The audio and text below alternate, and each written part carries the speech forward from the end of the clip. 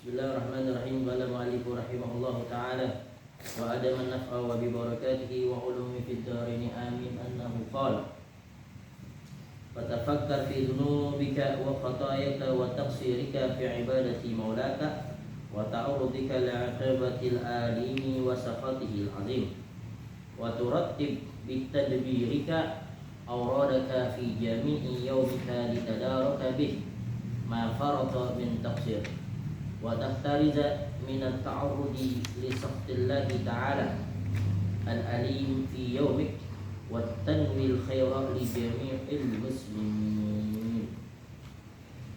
Alhamdulillah, pada pembahasan yang lalu kita telah membahas berkenaan dengan doa-doa yang diajarkan, berkenaan dengan ketika kita setelah mendengarkan azan kemudian kita dalam posisi i'tikaf dalam menghidupkan qiyamul lail kita dalam setiap harinya, ya.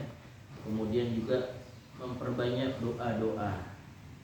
Ya, doa apa? Doa ketika kita menjelang daripada sholat subuh, i'tikaf dan sebagainya.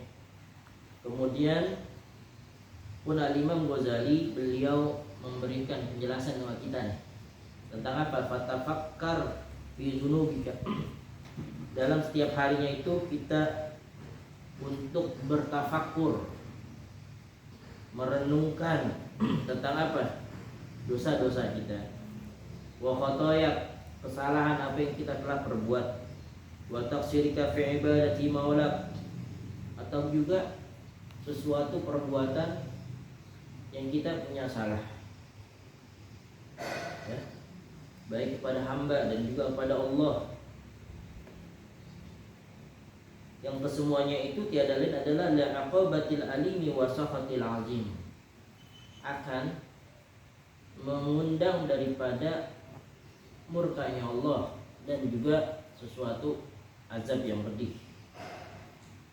Apa kesimpulan daripada yang tadi disebutkan? Artinya kita bertafakkur dalam keseharian kita, bermuhasabah diri dalam setiap harinya. Apa yang telah kita lakuin dari bangun tidur sampai mau tidur lagi. Minimal ketika mau tidur renung itu amalan kebajikan apa yang telah kita perbuat, atau amalan keburukan lebih banyak mana tuh dari hal tersebut. Wa turattib bitadabirika awradaka fi jami yaumik, maka hiasilah dalam kehidupan kita itu tiada lain adalah untuk memiliki tadris ataupun memiliki daripada tertib. Untuk apa? Wirid-wirid di dalam keseharian kita. Alhamdulillah, kalau kita di pesantren tiada lain adalah keseharian kita, tiada lain adalah yang dituntut untuk mengikuti daripada zikir dan aurat yang ada di dalam kitab Khalasah Madad. Ini hari Jumat, udah baca surat Al-Kahfi apa belum tadi pagi? Baca. Kalau yang belum, nanti pada sholat asar baca surat Al-Kahfi. Ini hari Jumat, kira-kira bacaan sholawatnya udah 1000 kali apa belum? Ini hari Jumat, kira-kira bacaan waqiahnya sudah apa belum dan sebagainya. Apalagi di dalam keseharian kita tidak lepas tuh Khalasah Madad yang telah disusun oleh Al-Habib Umar bin Muhammad bin Salim Al-Hafiz tentang wirid-wirid dari kita bangun tidur pun sampai mau tidur lagi. Alhamdulillah. Ma farata min tafsirik wa tahtariza min ta'arrudi li sahtillahi ta'ala fi yaumik wa tanwil khaira li jamil muslimin. Dan kita menghindar daripada murkanya Allah di dalam keseharian tersebut yang tadi dikatakan oleh Imam Ghazali. Kira-kira banyakan mana nih kita? Banyakan buat baiknya atau berbuat buruknya? Guru kita tadi sampaikan di dalam khutbah Jumatnya, untuk apa? Untuk kita bermuraqabah. Apa muraqabah? Merasa diawasi oleh Allah, merasa diintai, merasa di CCTV sama Allah. Hati kita kira-kira banyakan mana? Semalam saya nulis status, sudah berlalu 3 malam kita di bulan Ramadan. Kemudian menjelang 4 harinya, di mana posisi hati kita? Adakah di dalam hati kita kedekatan kita bersama Allah, bersama Rasulullah? Apakah puasa kita cuma sekedar udah nahan lapar sama haus doang?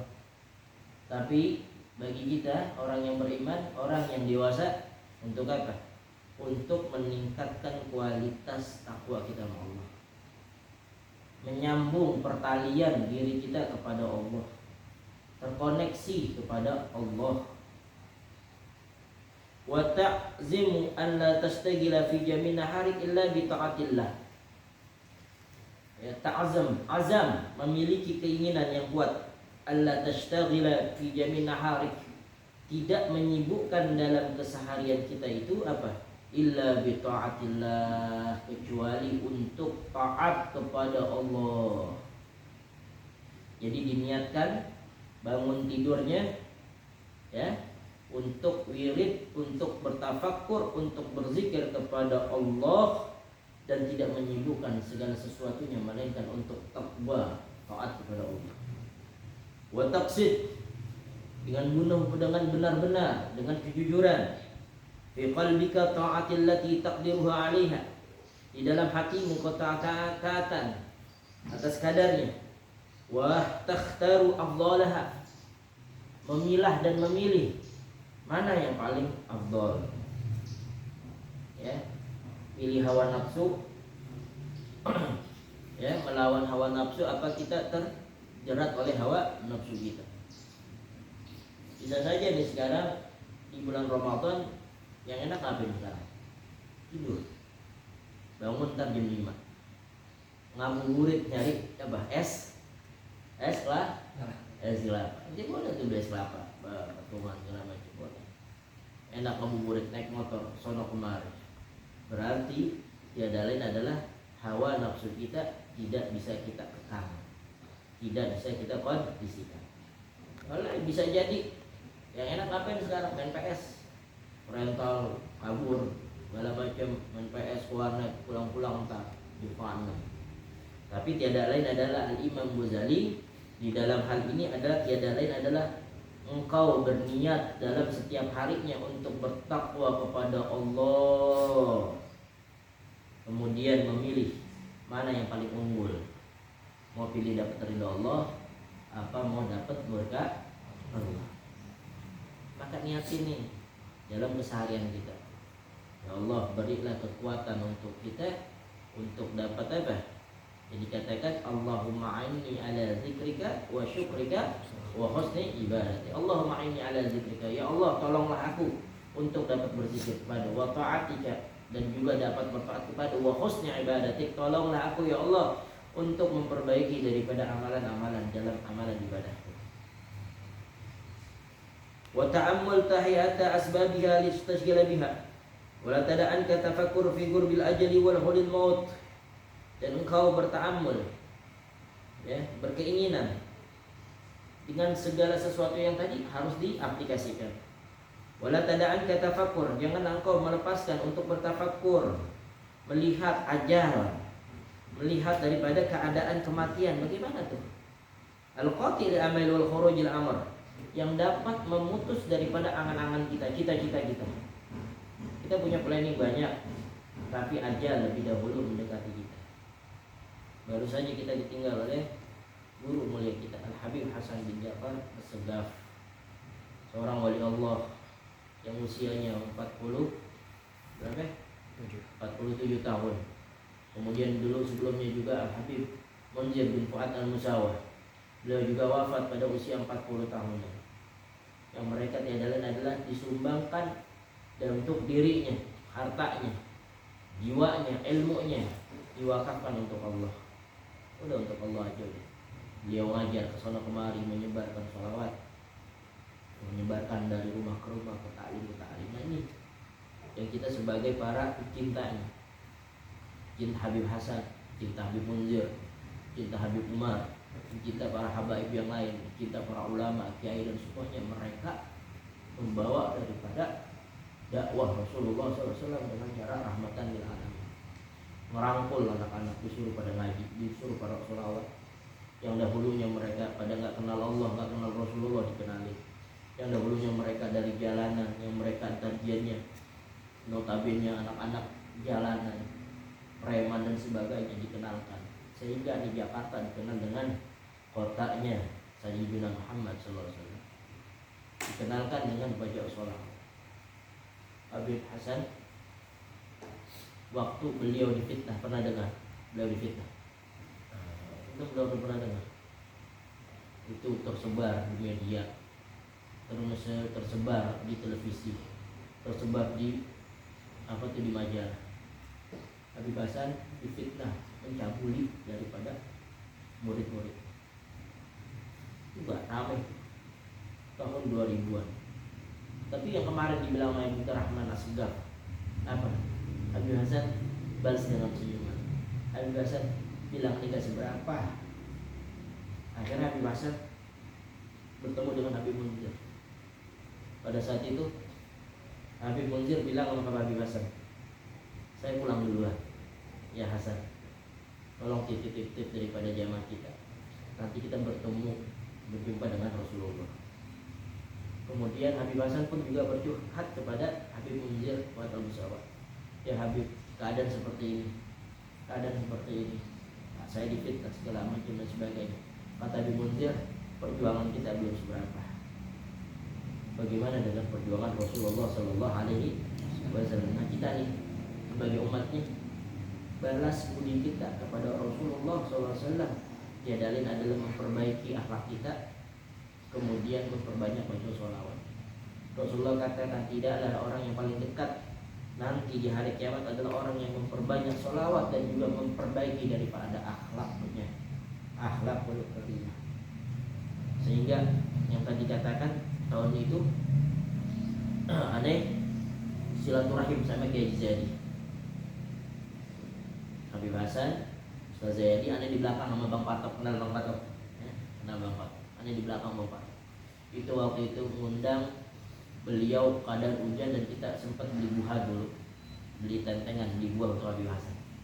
Alhasil dengan demikian pada saat itu Habib Hasan cerita tentang yang tadi aneh sampaikan kepada Ustaz Zaidi, kepada aneh juga, pada Bang Patok. Itu ruangan gitu, dan di samping Bang Patok itu ada Ustaz Jamal. Itu di mana awal-awal Habib Hasan itu difitnah. Karena apa? Karena ini akan diadu domba. Jamaah ini diadu domba. Setelah itu nanti dari yang majlis-majlisnya dihancurkan, kemudian nanti daripada ormas-ormas yang lain agama Islam maka juga dihancurkan. Lalu siapa mereka? Orang-orang yang dia nggak demen dengan syiar Nabi Muhammad SAW, dan mereka orang-orang yang tidak suka dengan daripada dakwahnya Rasulullah SAW. Dan kita melihat kemarin bagaimana orang, ya makomnya Ustadz Jamal, begitu banyaknya yang mengiringinya. Kemarin Habib Hasan begitu juga, Masya Allah. Nah, ini makanya tadi dikatakan oleh Imam Ghazali, bertafakurlah engkau, ya, untuk mengingat daripada kematian, karena kematian yang akan memutus daripada angan-angan. La ilaha illallah.